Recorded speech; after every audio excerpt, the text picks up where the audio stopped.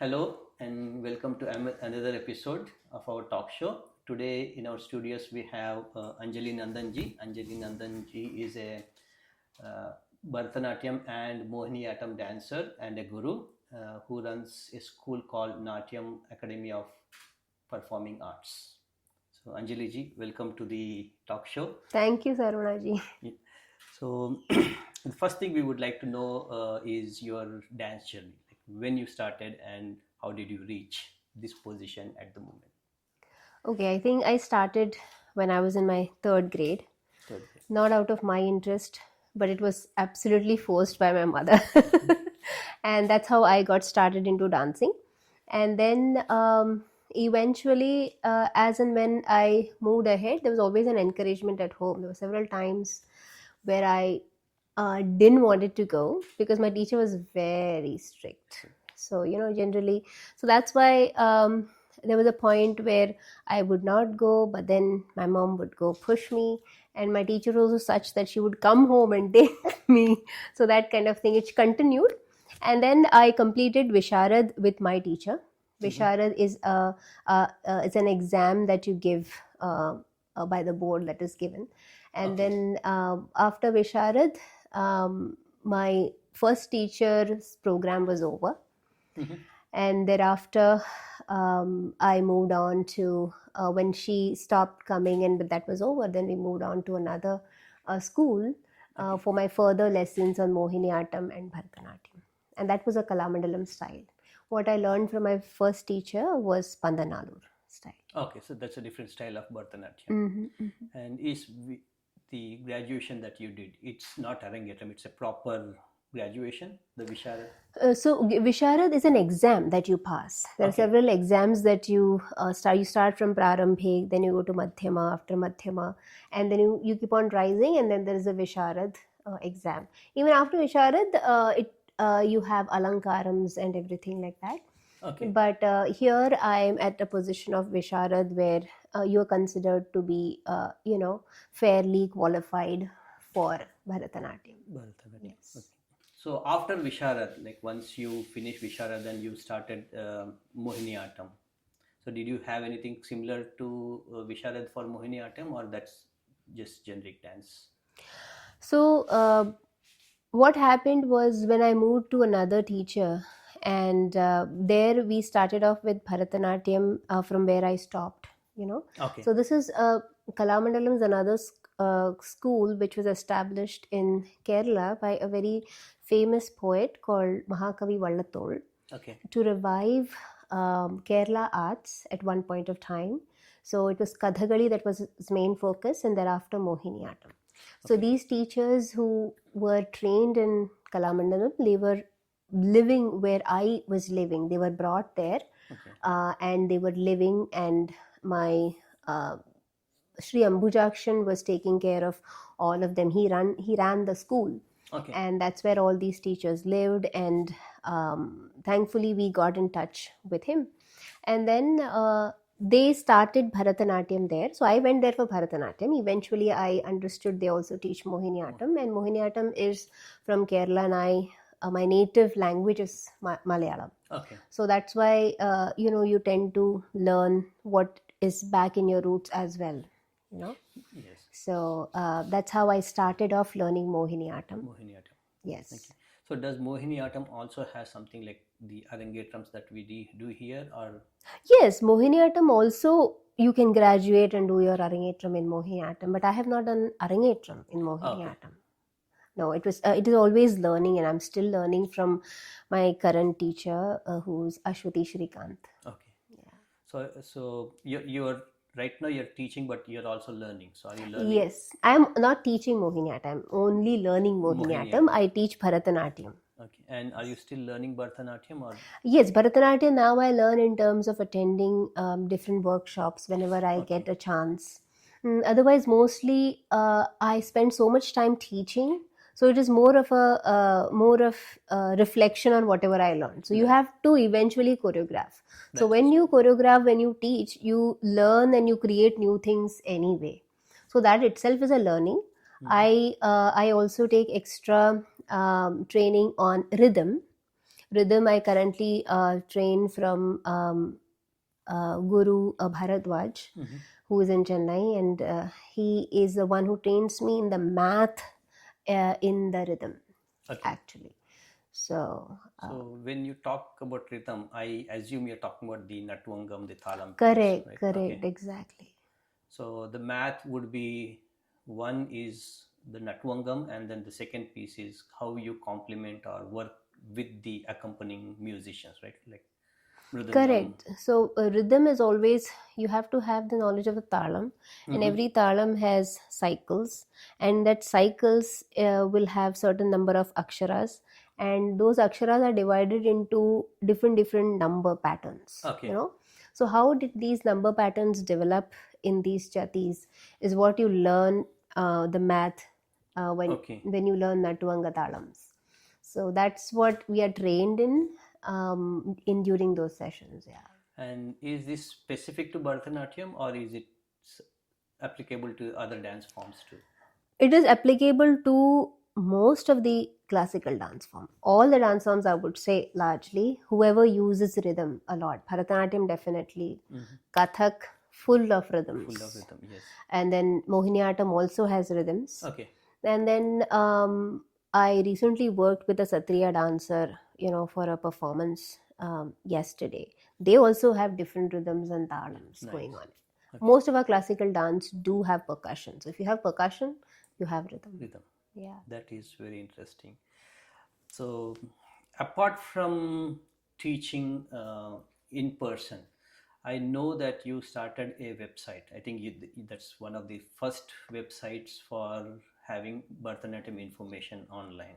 Yes. So yes. how did that even start? Like what triggered you to start, and are you still maintaining it? And yes, this website is online, Bharatanatyam.com. It was a time in, I would say, early 2000s when blogging and vlogging was a thing. Okay, I didn't know. I'm not into IT, so so this is what something my husband Nandan introduced me to, a blog. Why don't you blog? That was a time when I was very newly married, and moving along wherever he's moving to different cities.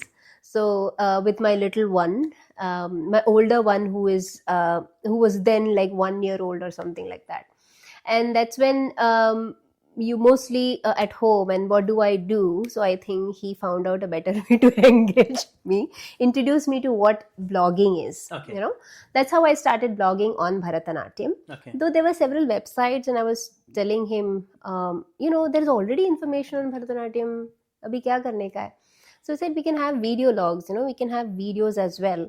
That's when teaching happened through videos. So when those videos came up, it was a big encouragement from outside of India. That was especially the traffic was from places like United States, Australia. That's how the traffic came in, where people were outside of India had a lot of scope at that point of time. Most of the comments, most of the encouragement came from there, and that's how I started adding video content based on how Bharatanatyam dance progresses. It began with Namaskaram to now what it is right now. So now we have content until the intermediate advanced levels in the website. And you're still maintaining the website? Yeah, I'm still maintaining the website in terms of adding more theory content.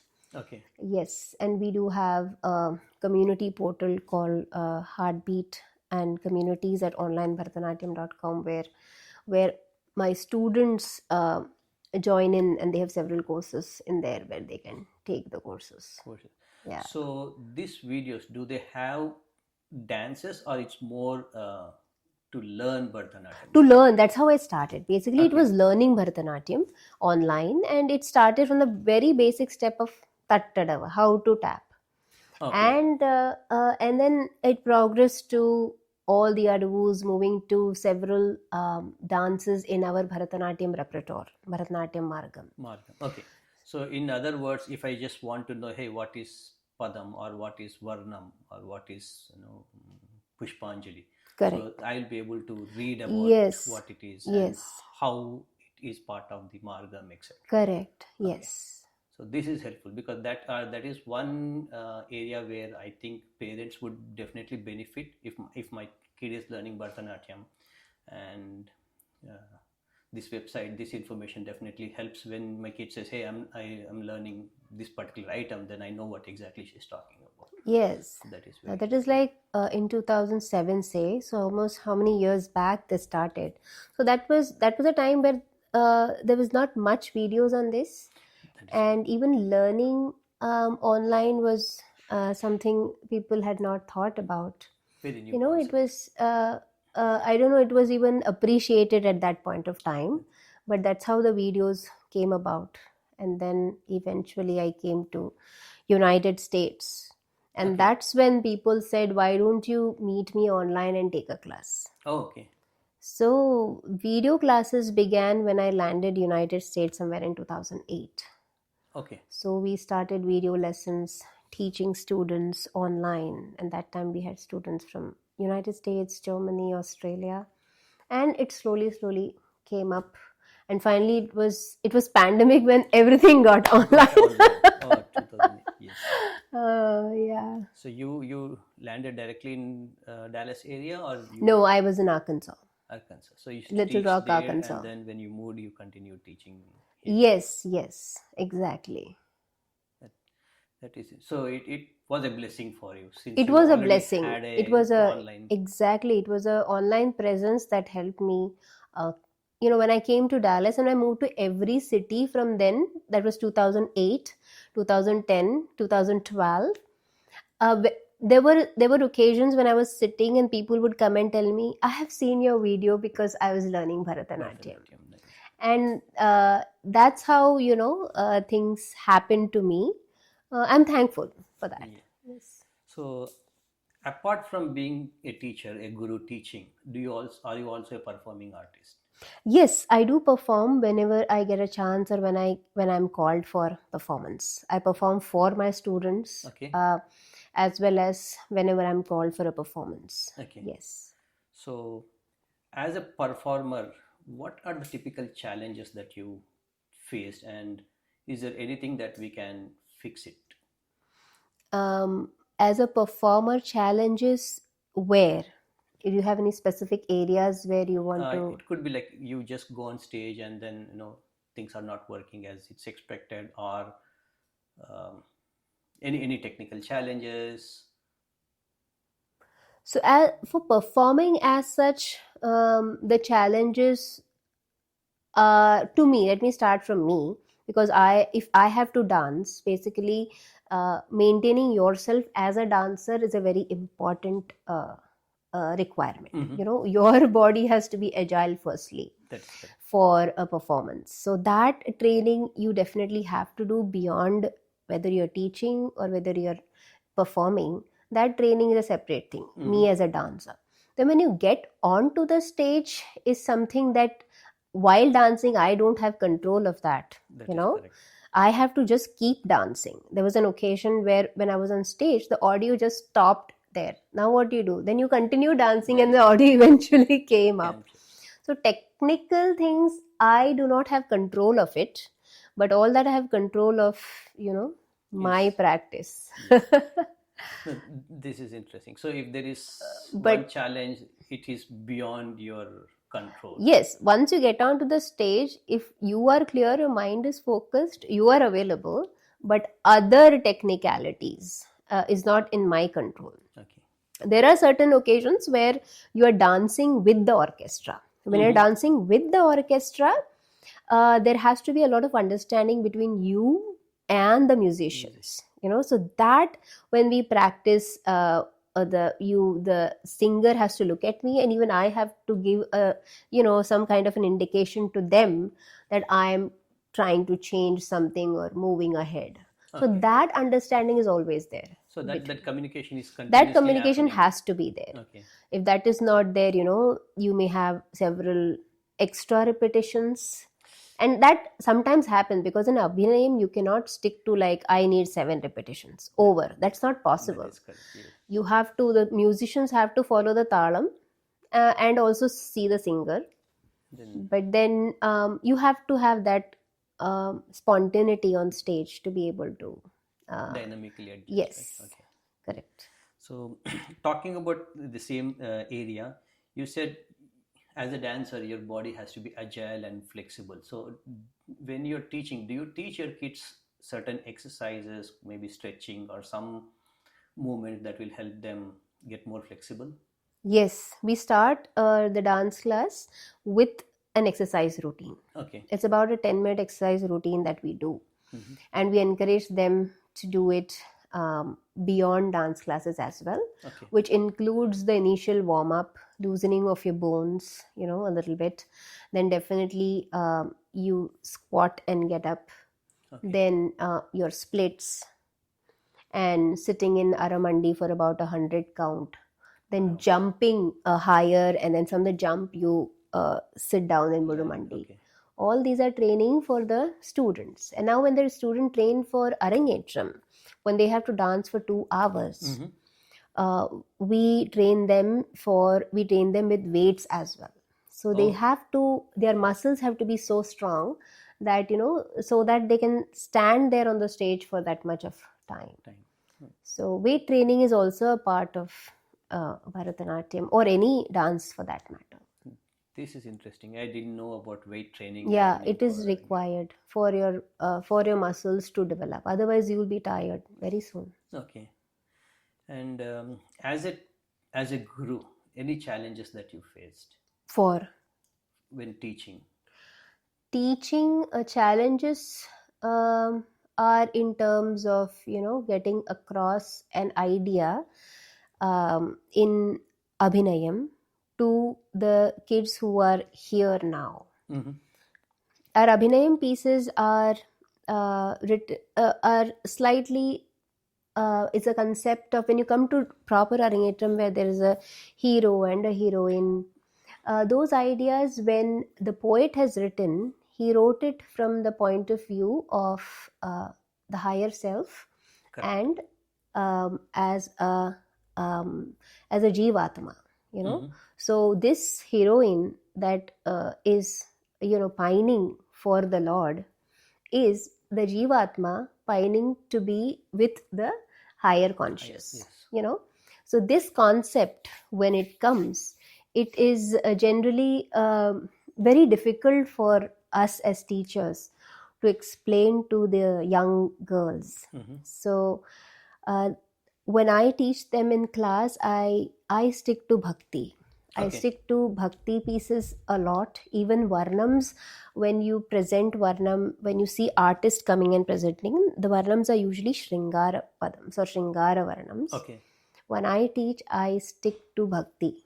Okay. Bhakti concept is more comfortable for me when I train children this young until they are 17 or 18. Got it.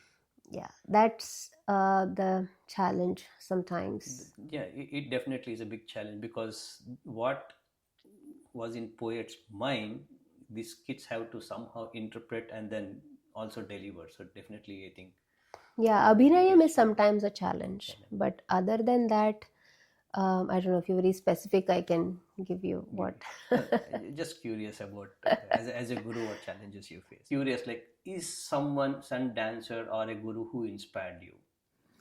To get started, of course, my mother, there is always that people at home who push you a lot. And I'm really thankful for that.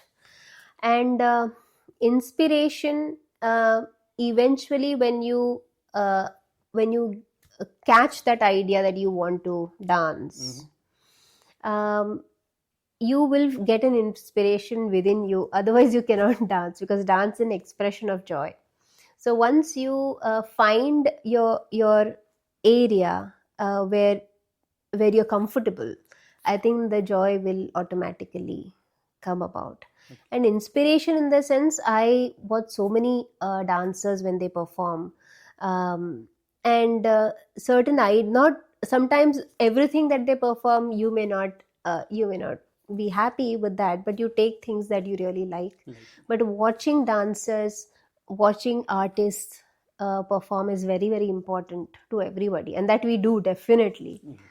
Yeah, I cannot say pick one or two people, but there are so many people whom I would definitely I watch or I love to watch them dance. Interesting.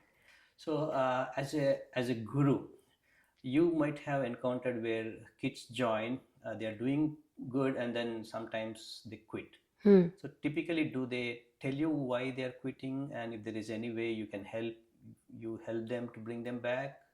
Yes, quitting do happen. There are two levels where people quit. One is around age 8 and 9. Another one is around age 12 or 13. You know, if if the 12 or 13 part is over, then they will continue until you finish, is for sure. It's a guarantee.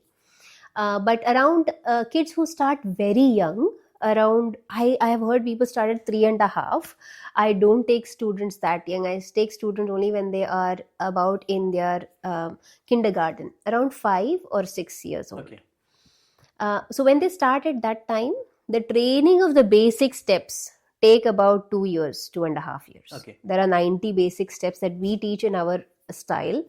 So it takes about 2 years, 2.5 years to complete.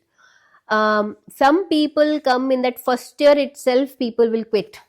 Okay. Because they don't have the patience to go through that, because it's like they thought that it was like music, dancing and everything, but you have to stick to the talam and everything. So that is one phase where people might quit. Next is they go through the basics, and then sometimes there is a learning curve that happens around 8. When things starts getting difficult. Correct. So only the tough gets going at that point of time. So that's when people generally they quit around that age, because they feel that I'm not able to do it something. I have no reason there to say, but sometimes they fall back, or sometimes they are either not practicing. We have introduced a practice sheet where they have to record their practices, bring every time to the class, and it is to be signed by the parent and everything. And around 11 and 12 is when children get busier with other things.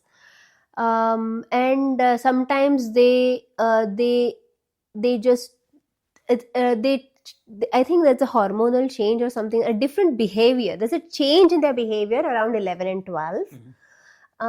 That's one place where I've seen people quit altogether, and that's the age where parents tell me that Anjali, she's saying my daughter is not interested. That is the only reason I have got so far. Okay. Where she feels that she's getting tired. Or nowadays, though, kids are joining team swimming. The team swimming thing is killing their time. So many of them are going to team swimming, and which takes a lot of time in their evening. That's what I think. But then another level is high school. High school is kids get busy or something. They're into too many clubs, activities. But once they know they have to find a time and keep a time, many of them will come. Okay. After the 12 age they cross, they will find time to come. Perfect. I think that's pretty much I had for this episode. Oh. Thank you very much for being on the show and giving us the insights about your journey and some tips on the dance. Thank you so much, Saravana ji. Thank you. I'm so glad. Bye. Thank you.